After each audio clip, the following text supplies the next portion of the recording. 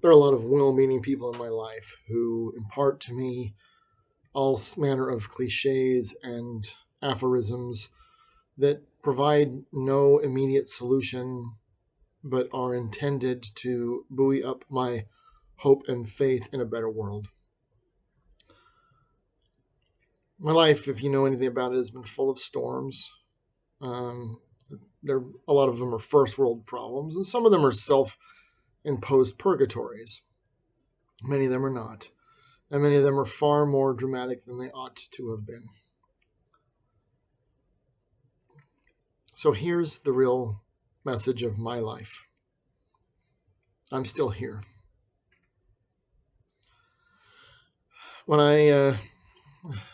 in 2014, I started attending a new congregation of the same faith across the valley. And shortly after that, I was speaking with one of the leaders in the bishopric, and he told me that seeing me each week was one of the most faith-promoting things in his life because he knew that I didn't have to be there. I didn't have any friends there. I didn't have a family that was going to notice if I didn't come, or that I was trying to set an example for, or that I would disappoint if I didn't come with them. I didn't have a calling. I didn't know anyone. I drove 23 miles to be there in this town, passing many other buildings along the way. And then I would sing the hymns without the book, participate in classes. He did notice that during Sunday school I would leave, and he asked me, "What do you do?" And I said, "I go for a walk." Then I come back. Um, he said, "You're here, and no one makes you." A couple of years ago, a neighbor of mine who used to be an Olympic speed walker, or I think that's what they call them, was talking with me one day as I was complaining about the fact that I run and I don't lose any weight or anything except for time. He said, I watch you get up every day and leave, and you come back sweaty, so I know you didn't just go around the corner and wait for an hour. And I don't know why you're not seeing any results. But the inspirational thing for me is that you do it every day and no one notices. You're not doing it because your doctor told you need to lose weight, or because your wife doesn't think you look good anymore, or for anything. You do it because you get up and choose to do it. I think that's one of the tests of faith, is that you get up and you choose to do it. One of my great exemplars in the scriptures is the prophet Elijah. Many people do not know that Elijah asked God to kill him, and that Elijah considered himself to be an epic failure. Elijah is famous for the fact that he was fed by ravens by the brook, that he multiplied the widow woman's oil and meal, and that he called down fire out of heaven to consume the sacrifices. What they forget about those stories is what happened after that. The brook dried up, and Elijah had to go somewhere else. The widow woman's son died, and Elijah had to bring it back to life. And after he called down fire out of heaven, not a single person was converted. They all went right back to their wickedness and debauchery, including the king and queen, despite the fact that everyone had seen this miracle and knew that his God was real. It was at this point that God told Elijah that there were 50 or 100 prophets yet who would not bow their head to Baal. In other words, you're not alone. And eventually, God sent Elisha to be a comfort and a support to Elijah. But I don't know how many years went by. It was not a few. He was driven out of the court. He was hunted. He was hated. I'm not sure. There might have been a bounty on his head, and he was afraid for his life and fled around and had nothing and nobody. And yet he remained faithful and true. So the fact that, in spite of the things that you go through that may be troublesome, if you're still faithful, if you're still here, that is the motivating and faithful story. We hear stories all the time about people who trusted that God would provide a way and they got away, or that I didn't know how to pay my bills and I prayed and I found money in an old book in the bookcase, or somebody called me up and paid me back for a loan that was 20 years old. These are faith promoting stories, but they are also rare because they are miracles. There's another miracle we overlook. That's the miracle of the single mom who works two jobs to take care of her kids. The miracle of the man who continues to work despite the fact that the court orders over 50% of his money to go to someone else that he doesn't live with. There are miracles of people who get up and come to church even though they don't have any family. There are the miracles of those who are kind to others even though there is no one in their life that loves them. There are miracles of people who are poor who will give free rides to neighbors to the airport or to the gym or to doctor's appointments. Those are all miracles. Those are all evidences of an ingrained and internal faith that is difficult to see unless you know the people, because they're also not things that are put on display. A lot of the things put on display that are bragged about, that are posted about, that are written about, that are shared abroad are grandiose and obvious gestures. Not that there's anything wrong with any of those things. It overshadows the fact that there are miracles all over the place.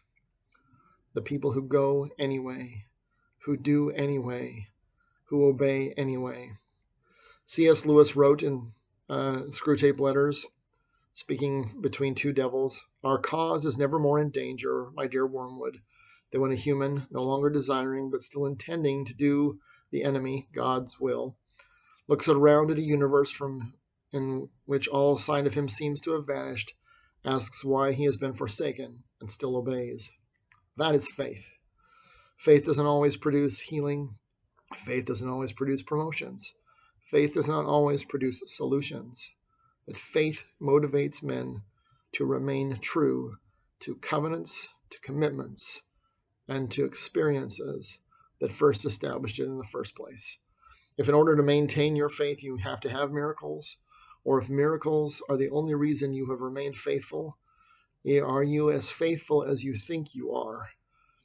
Are you as faithful as Elijah? I'm still standing in spite of all the things that have happened to me. I have an ex-wife who took me to the cleaners in our divorce. I have been accused of all sorts of unseemly things and weathered them all. I've been beat up, mugged. I've had a fire at my house. My car was stolen this summer. And in the big scheme of things, they're small things. They just keep happening. In spite of them, I have made a decision, because at every one of these junctures, you have two choices. You can either break down or you can break through. You can either blame God or you can recognize that those things are done by evil men who do not recognize God. We talk a lot about the story of Job. Job had two very interesting experiences. Number one, Job's friends are the worst friends on the planet, and I'm glad my friends are not like them. And number two, Job is a story of faith. Now, Job had a bunch. The devil was given permission to take everything from Job except for his life. And before Job and God talked, at the very end, Job's friends come by and tell him, well, you must have done something wrong. It must be you. It must be your fault. You must be a terrible person. And then God arrives and says, who is this that darkeneth counsels by words without knowledge? Arise, gird up thy loins, and answer thou me. Because his friends are full of crap. That kind of thing can easily wear down your faith. Now, there are a lot of faithful people who don't start like Job and end like Job. Those are the stories we hear about. The people who either went from boom to bust and back to boom, or the people who started at bust and because of their faith went to boom. But what about people who go from boom to bust and remain true? What about the people who are bust and never get boom and remain true? Who are faithful anyway, despite the fact that none of the blessings that are coming are the blessings that we usually take as measurements of God's approval and approbation. That his things are not of this world. And if we get caught up in the fact that Olympic medals or weight loss or job titles or amounts of money or even titular heads inside of the church somehow make you more faithful, then we miss the miracles of those who come and sit anyway. If you came to church with me, I could show you a half a dozen or so people who sit on the back row quietly every week, who are there and come and worship. Nobody talks to them except for maybe me. Nobody greets them. I've seen the bishop do it a few times. But as a general rule, no one sits by them. No one says anything to them. No one includes them because they do not fit the standard mold of membership. They are there alone, and they are there And even though it may appear to them as if God has withdrawn from their lives, they still come and obey. That is the real miracle. Storms will arise. They are invitations for you to decide if you are going to choose faith or if you are going to wait for your faith to be buoyed up by blessings. If you are the kind of person who only remains faithful because you are rewarded for being faithful, you are not as faithful as you think you are. I do not know how long Job had to wait for the things to be restored. In the end, Job had more than in the beginning. In the end, Elijah got a friend. Elijah did not get a bunch of wealth. He was not famous. He was not rich. He was not powerful. But he was taken to heaven in a chariot of fire and did not taste of death. Sometimes the happy ending only comes at the end. And we get caught up because this is the only chapter we remember in thinking that the mortal probationary period is the only chapter of our life that exists. It is the end of a chapter. It is not the end of our story. And remember that the happy ending does not come in the middle of the story. It does not come at the climax. It comes at the denouement, when everything is resolved and when all things are made whole through Christ, who heals the brokenhearted. One final note of importance. There were people in Christ's own life who experienced miracles at different times and different degrees. And this is referring back to my friends with their platitudinous cliches. There were people who prayed and it was granted. There were people who asked and Jesus spoke. But there were people who were only healed when Christ touched them literally. And so there are some things that I am wrestling with in my heart and in my mind that I expect will only really be healed when Christ himself puts his hands on me and says, "Be thou whole." Because some of those stories, they went out only when he touched them. And we're not talking about touching their lives or touching their minds or, esoterically or figuratively speaking. Some of the people were only healed because they were able to touch him or because he touched them. And so if you're not being healed yet, maybe that's what it will take. It's not a criticism of you. It's not a commentary on your faith.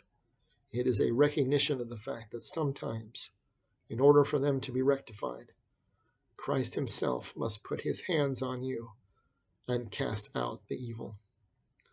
So if you're stuck thinking there's no solution, there's no love, there's no hope,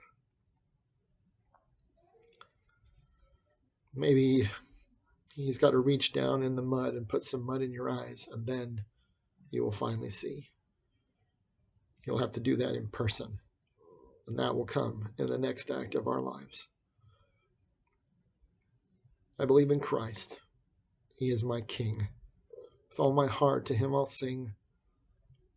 I don't know why he doesn't answer my prayers yet, but I believe that when it is right, he will also dispel those who are darkening counsels by words without knowledge when he comes and makes me whole.